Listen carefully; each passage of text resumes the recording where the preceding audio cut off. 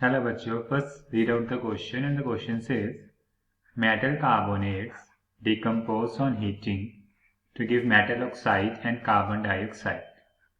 Which of the following metal carbonate is most stable thermally? And the options are magnesium carbonate, calcium carbonate, strontium carbonate, barium carbonate.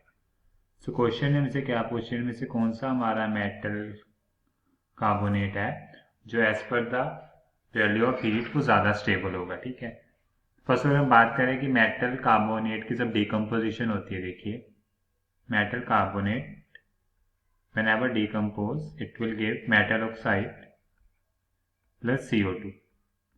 तो जो metal carbonate की जो stability का phenomena वो किस पे depend करता है कि हमारी जो मेटल ऑक्साइड की स्टेबिलिटी है। ठीक है, तो अगर हम बात करें मेटल ऑक्साइड की पहले इसके साथ ही, क्योंकि अगर हम जितना जो हमारा कैटायन का साइज छोटा होगा, ठीक है, हम ये कह सकते हैं कि due to smaller size of M2 positive, यानी कि जो हमारा मेटल का क्या होगा ये कैटायन, ये M2 पॉजिटिव आयन, जितना इसका स्मॉलर साइज होगा उतना ही क्या होगा लैटिस जो होगा, lattice of metal oxide is more stable, is more stable, मतलब कि उतने वो स्टेबल होगा जितना हमारा कैटायन का साइज या जो हमारा मेटल का आयन है उसका साइज इतना छोटा होगा।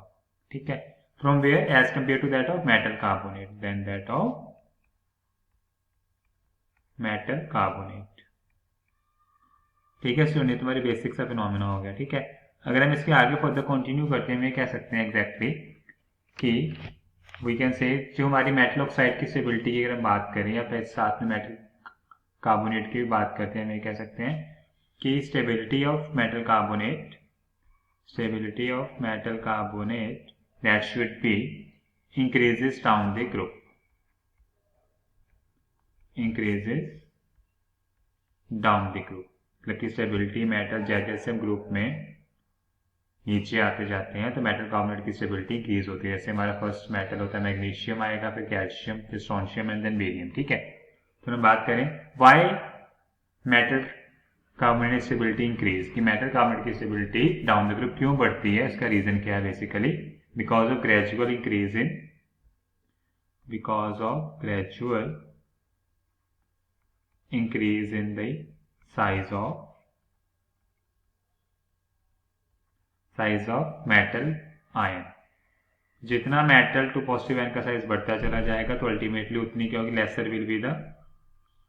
Laser is the stability of metal oxide, lesser is the stability of metal oxide.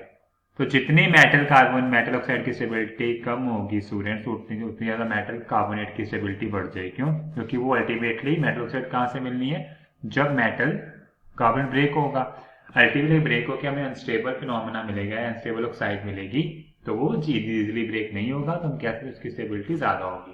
तो हम बात करें कि डाउन द ग्रुप सबसे लास्ट में हमारे पास बेरियम आता है। So we can say that as per the demand of question, option 4 is the right answer. Hope you understood it well. All the best. Thank you.